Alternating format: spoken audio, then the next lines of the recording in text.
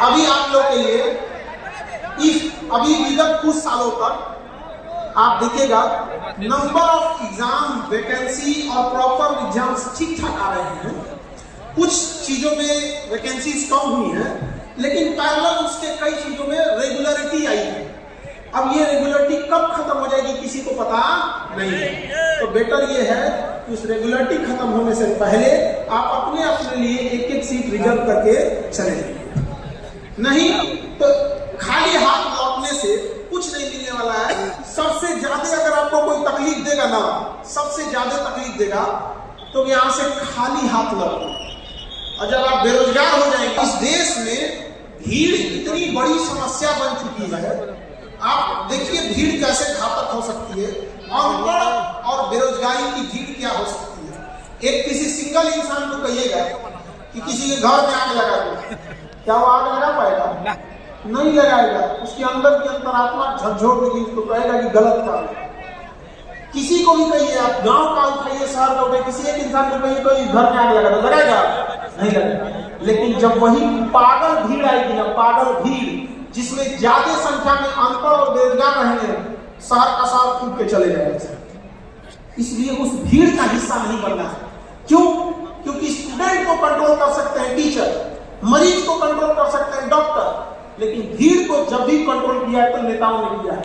तो उनके लिए भीड़ का हिस्सा नहीं बनिए, अपने आप को इस लेवल पे काबिल बनिए कि आप भीड़ को कंट्रोल करने वाले बनिए, ऑर्डर करने वाले बनिए।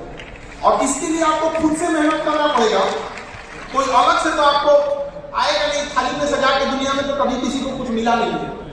कल भी जो सफलता मिलती थी वो पढ़ने वालों को ही मिलती थी, जो मेहनत करते थे उन्हीं लोगों को मिलती थी। और आज भी यदि सफलता मिलेगी तो उसी को मिलेगी। और सफल थोड़ा जल्दी हुई है, माँ बाप बूढ़े हो रहे हैं, किसी के यहाँ पिताजी के घर पे कर्जा ज्यादा है, किसी के घर में माता पिता बीमार होंगे। हमको आज भी याद है लॉकडाउन लगने के 3-4 रोज पहले की बात है। एक लड़का है, उसका सीआईएसएफ में हुआ था, सीआरपीएफ में हुआ था। और ज्वाइनिंग लेने के 15 दिन पहले उसकी माता जी डेथ की थी। और जानते हैं उससे भी दर्दनाक बात क्यों हुई?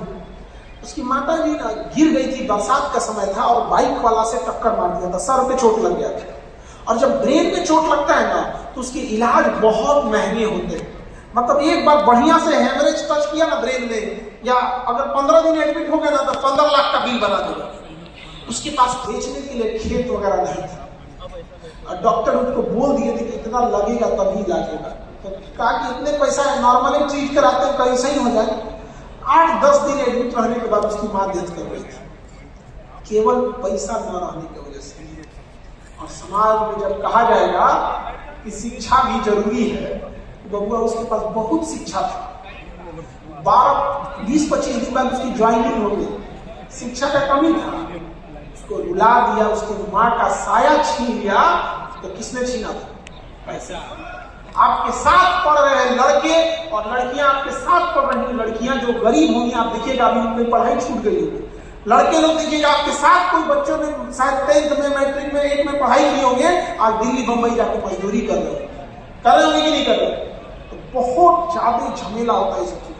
इसलिए नौकरी पढ़ाई करिए। हम एक आपके शिक्षक, एक आपके बड़े भाई होने के नाते हम आपको क्या दे सकते हैं? एक बेस्ट टीम प्रोवाइड कर सकते हैं, एकदम कम फीस में, एक एफोर्डेबल प्राइस में, कोई भी उस चीज को एफोर्ड कर सकते हैं। यही हम आपको कर सकते हैं। आपके बदले बैठ के हम परीक्षा में तो नहीं दे सकते ना।